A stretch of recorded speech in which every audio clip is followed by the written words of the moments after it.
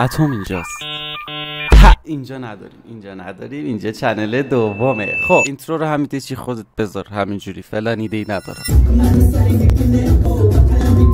یه اتفاقایی افتاده که باید بگم اینجا همه رو، و اینکه برنامه ها رو روندی که قراره ادامه بدیم و چون یه سری تغییرات و یه اتفاقایی افتاده که باید بدونید لازمه، چون دیدم هر کسی همین اتفاق واسش بیفته میاد ویدیوش میکنه میگه منم گفتم بیام ویدیوش کنم بگم، همینطوری بی دلیل دوست داشتم. مثلا این چنلی که الان این ویدیو رو دارید از داخلش نگاه میکنید یعنی چنل دوم کپی رایت استرایک گرفت، اونم نه یکی دو تا، و اگه سومیشو بگیره به چخ میریم. عالی. و به چه دلیل؟ توضیح ها رو اینجا بچه کامل بهتون میدم و چیکار قرار بکنیم و فلان و این داستانا. آقا از اینجا شروع شدش که این چنل دومو ما اومدیم اول چنل گیمینگش کردیم و اومدیم یه سری ویدیوهای ریاکت به ماینکرافت و فلان و اینا داخلش بود که به صورت شورت ویدیو و یه سری گیم هایی با وی آر، یا این وی آر که اینجاست، یه سری گیم با وی آر میذاشتیم، یه سری ماینکرافت خودمون میذاشتیم، فورتنایت فلان اینا. چنل دوم گیم بود و گیم داخلش میذاشتیم، رول پلی هم میذاشتیم. مثلا البته دیگه الان رول پلی نمیشه گذاشت، نمیشه، رول پلی خراب شد. و چنل اصلی مینی چت و بعضی موقع ولاگ و این داستانا میذاشتیم. از اونجایی شروع شد که من دیگه مینی چت دوست نداشتم بگیرم، دیگه مینی چت واسم دد شد. هر کسی مثل میمونه که مثلا غذایی تو داری میخوری، خب این غذا رو خودت درست کردی داری میخوری استفاده میکنی، 4 نفر بیان توف کنن توش، تو دیگه نمیتونی بخوری. ریدن تو اون غذا، ریدن تو اون موضوع، ریدن تو اون کانتنت. میگیری چی میگم؟ من یادم نمیاد قبل از اینکه من بیام اینستا 4 تا کلیپ بدم بیرون با موزیک فانک کسی مینی چت میذاشت اصلا اینستا. من ندیده بودم. من اومدم 4 تا کلیپ گذاشتیم اینستا، 4 نفر اومدن اسکی رفتن، 4 نفر شبیهش رو ساختن، 4 نفر فلان کردن، مینی چت ترند شد. یعنی اصلا ایده ای که نمیدونستن مینی چت چیه، چون کامنتاش هنوز موجوده پستای روزای اول که مثلا یارو میاد میگه این برنامه چیه میری داخلش، یعنی اصلا نمیدونست ما داریم چیکار میکنیم و مینی چت رو ترند کردیم حالا یه جورایی. یه عده‌ای بعد از ما اومدن ریختن دیگه، ریدن توش. به هر حال دیگه اینجوریه دیگه، تو هر موضوعی ما یه استارتی بزنی یه کاری بکنی یه عده مثل شطور میریزن داخل. ایران دیگه، اون از بلایند دی، اون از نمیدونم مینی چت، این از ریاکت، این از سعی کن نخندی. دیدی دیگه ایران اینجوریه، یعنی تو یه موضوعی بدی بیرون ببینن خوب ویو میخوره همه حمله میکنن بهش و این اتفاق واسش میفته و اون موضوع دیگه دد میشه. چجوری دد میشه؟ اینجوری دد میشه که تو خودت هم دیگه با اون موضوع حال نمیکنی، یعنی یه عده ریختن دارن همون کاری که تو میکنی یا دارن میکنن، یعنی تو دیگه تنها نیست، نسخه های مختلفی ازت وجود داره. و من سعی کردم وارد یه موضوعی بشم که هر کسی نتونه توی اون موضوع شبیه هم باشه که ریده بشه توی اون کانتنت. و اومدم چیکار کردم؟ چند تا ترک رپ و اینا گذاشتم اینستا، یه عده خوششون اومد، پشمام خودم ریخت که چجوری خوششون اومد. و به هر حال یه موزیک ویدیو هم تو راهه. البته اگه این ویدیو رو احتمالاً وقتی داری میبینی احتمالاً موزیک ویدیو آپلود شده. دوشنبه موزیک ویدیو آپلود میشه یا شده، نمیدونم الان چند شنبه است که داری این ویدیو رو میبینی، ولی الان که من دارم رکوردش میکنم شنبه است. یه موزیک ویدیو هم قراره بیاد بیرون، یعنی دیگه رپ اونجوری نیستش که هر کسی بیاد بخونه. دیگه بالاخره یه استعدادی باید داشته باشی که بنویسی، یه استعدادی باید داشته باشی، قلمت یه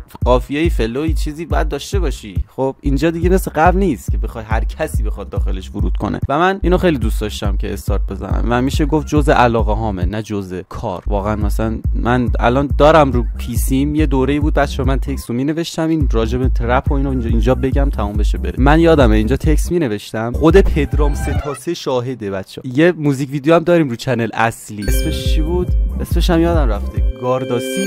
دستم سنیج پولام زیاده میخرم حبیب. من از اینکه 2-3 سال پیش تکست می‌نوشتم، خودم می‌خوندم همینجا با همین میکروفون، اینجا آپلود می‌کردم توی پیسیم. خودم با پریمیر بلد نبودم، با پریمیر بچا لایه موزیک و بیتش رو درست میکردم، خودم گوش بدم موزیکو و گوشش میدادم بعد حذفش میکردم. این قضیه برمیگرده 2 سال قبل، یعنی جزء علاقه هام، اصلا ربطی به کار و اینجور چیزا نداره. گفتم که در جریان باشید، اونم استارتش رو زدیم، حالا بعداً بیشتر میفهمید چیه قرار. و خلاصه خواستم بگم یه موزیک ویدیو یا اومده یا میخواد بیاد دوشنبه رو چنل اصلی با نام اسرائیل و دیس به تمام این هیترایی که اومدن ریدن وسط کانتنت من و کسایی که داشتن این کانتنت رو میساختن. چون وقتی من استارت زدم بالا 3-4 نفر بودیم که داشتیم مینی چت میساختیم، اینو قشنگ یادم که بگذریم. اینم از این قرار بود که چنل اصلی مینی چت و فلان بود، چنل گیم اینجوری بود. و بهتون گفتم 2-3 تا ویدیوی ریاکت به ماینکرافت شورت ویدیو داخلش گذاشته بودم که نمیدونستم این ریاکت هایی که من دارم به اینا میکنم فریوز حساب نمیشه. فریوز یه چیزیه که تو میتونی به ویدیوی بقیه مثلا ریاکت کنی، فریوز حساب نشه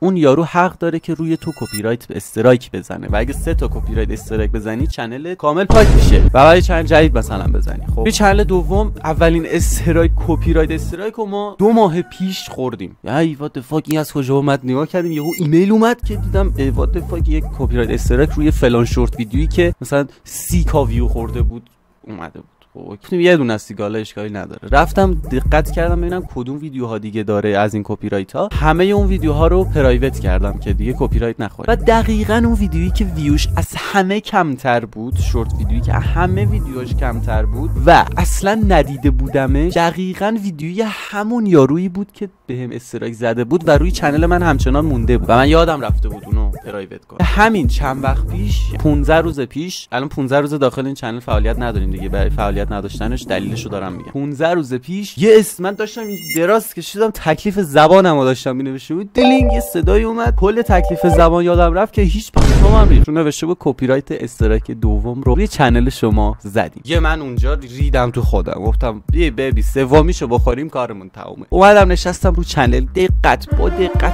تمام اون ویدیوهایی که مشکل داشت و کپی رایت داشت رو پاک کردم و دیگه این چنل در امانه. در حال حاضر این چنل فعلا در امانه تا حدود 30 روز دیگه خیالمون خیلی بیشتر راحت میشه. چرا؟ چون 30 روز دیگه یکی از کپی رایت استرایک‌ها پاک میشه و یه دونه میمونه رو چنل، چون هر کدومش 90 روز تاریخ انقضا داره. یعنی تو مثلا من امروز بیام روی تو یه دونه کپی رایت استرایک بزنم، 90 روز دیگه اون کپی رایت استرایک در صورتی که ویدیوشو پاک نکرده باشی پاک میشه به طور کامل، اخطارش از روی چنلت پاک میشه و با خیال راحت میتونی فعالیت کنی. یکیش همین چند روز دیگه 20 روز 25 روز دیگه پاک میشه و خیالمون راحت. و اتفاق دیگه ای که افتاد، این چنل دوم منو از ادسنس انداختم بیرون و درآمدش کامل قطع شد و اینکه خیلی هم حالا برام مهم نبود واقعا درآمدش، چون تازه داشتم کانتنت جدید روش استارت میزدم. یعنی کانتنت ریاکت آورده بودم روی این چنل، از گیم در آورده بودیمش بیرون دیگه، داشتیم روش ریاکت میذاشتیم، 2 تا استرایک خوردیم و یهو به چخ رفتیم که بگذری. و به نظر من این اتفاق خیلی بدی نبود. چرا اتفاق خیلی بدی نبود؟ چون باعث شد بیشتر فکر کنم و شاید یه ایرادی توی کارم هستش که اونو درستش کنم. چنلم داشتیم، چنل اصلی اونم داشتیم ولاگ میذاشتیم، اینجا رو داشتیم ریاکت میذاشتیم که این اتفاق. اما من داشتم به این فکر میکردم که شاید دارم راه اشتباه میرم که این اتفاق افتاده.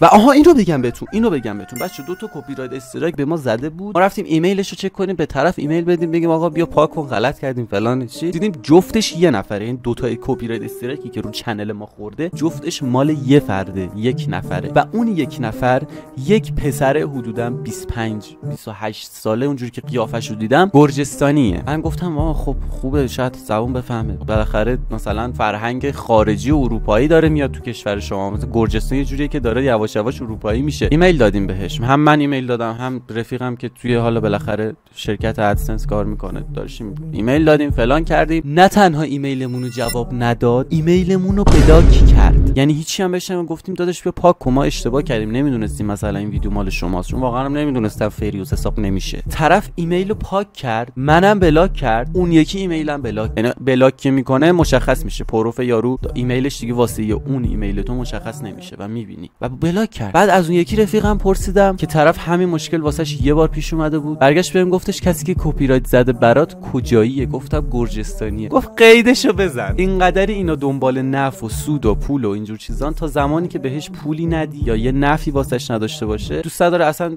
تو زنده باشی. اینجوریان. گفت من گفتم وات فاک. باز بالاخره یارو ایرانی بود، میگفتیم با هم دیگه میتونیم حرف بزنیم دیگه. اینجا بحث مهاجرت و اینجا یه زمان یه لحظه اومد تو ذهنم، گفتم اینجوریان آدمای خارج، حداقل من تو کشور خودم مثلا تو شهر خودم با طرف حرف میزنی درکت میکنه، میفهمتت، بالاخره هم زبونی، میفهمین همو. ولی وقتی میری اون طرف دیگه یه عده پیدا میشن که واقعا زبون نفهمن، نه تنها با تو، با تمام هموطنای خودش. اونجا دیگه ریدم تو خودم، گفتم وات فاک، آدم باش خب بیا پاک کن دیگه، آخه ویدیو هم 2 کا بیشتر ویو نخورده، چه سودی به تو میرسه از اینکه چنل من مثلا فلان استرایک بخوره؟ پولی هم که بهت نمیرسه، حداقل میتونستی درآمدش رو واسه خودت کنی دیگه. چقدر یه آدم میتونه عقده‌ای باشه؟ اینو درک نکردم از این بابت و خیلی هم موردی نداشت و داشتم این فکر میکردم که شاید یه جای کارو دارم اشتباه میرم و طبیعت داره بهم اینو میفهمونه. چون وقتی که شما بچه یه راهی رو اشتباه میرید و یه اشتباهی انجام میدید، اون راه ممکنه به اون چیزی که میخواید داخل اون راه نرسید و کلا اشتباه باشه، کائنات میاد، طبیعت میاد به درس عبرت میده، بهت یه دونه هشدار میده، 2 تا هشدار میده، 3 تا هشدار میده، انقدری هشدار میده و میزنه زیر گوشت که تو بفهمی که داری راهو اشتباه میری. چند وقت پیش یه دونه استرایک خورد، یه دونه اولین چک طبیعت تو گوش من بود که گفت چی گویی داری میخوری، اینا رو پاک. من نفهمیدم و دومی چکو که خوردم دیگه فهمیدم. و سعی کنید همیشه تو اولین چکی که از طبیعت میخورید بفهمید که راهتون کجاش اشتباه بود. و به این فکر کردم که شاید این مسیری که دارم میرم اشتباهه، بیایم یه تغییراتی توش اینجوری کنیم که چنل اصلی که واقعا چنل اصلیه نباید استارت مثلا یه کانتنت جدایی دیگه مثلا داخلش میزدم که چون اومده بودم داخلش داشتم ولاگ میذاشتم و این اشتباه بود. باید چنل اصلی رو میکردیم کامل ریاکت و موضوعهایی که مرتبط با مینی چت بود. یعنی ما میرفتیم داخل مینی چت، طرف پررو میشد، چرت و پرت میگفت، ما جوابشو میدادیم، شما حال میکرد. یعنی با کانتنت لفظ بازی و جواب حاضری و حاضر جوابی ما شما حال میکرد. داشتم این فکر میکردم که چرا این استعداد خدا دادی که خدا به من داده، میتونم جواب هر کسی تو 100 ثانیه بدم، چرا خالیش دارم میکنم سر این مینی چت های بدبخت؟ اینا بیگناهن. بیایم خالیش کنیم سر خز و خیلایی که باید بهشون ریاکت کنیم و ریده بشه بهشون، بلکه شاید اکسپلور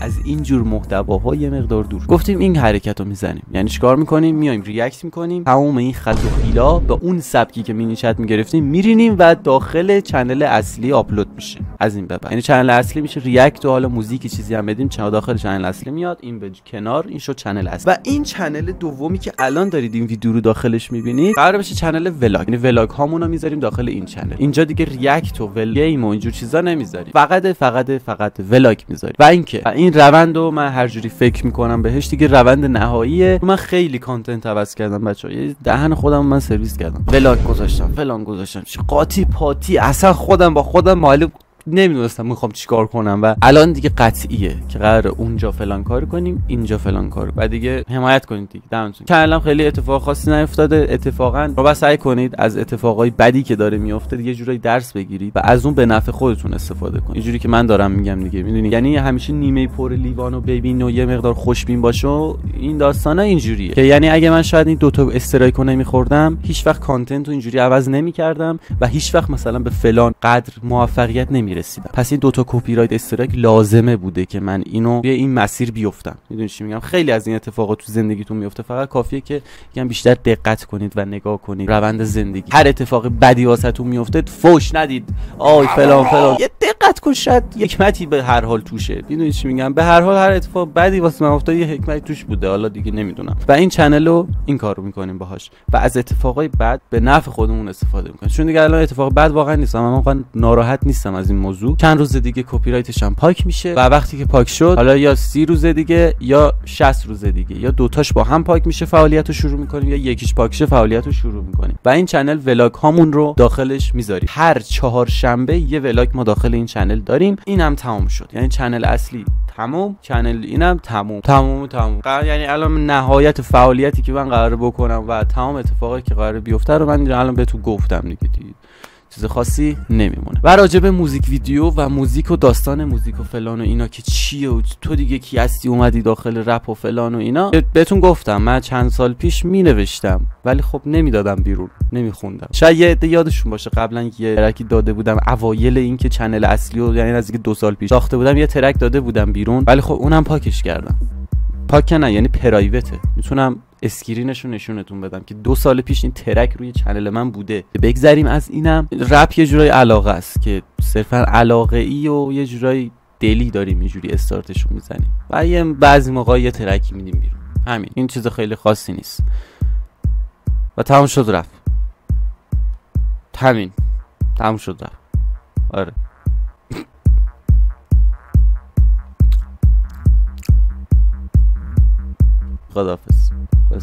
خداحافظ.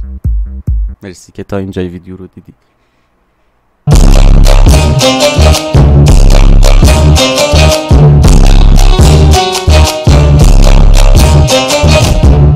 پلنگ منو چون میزنی تو شکار دل بری، بالا تو خیلی خفنی.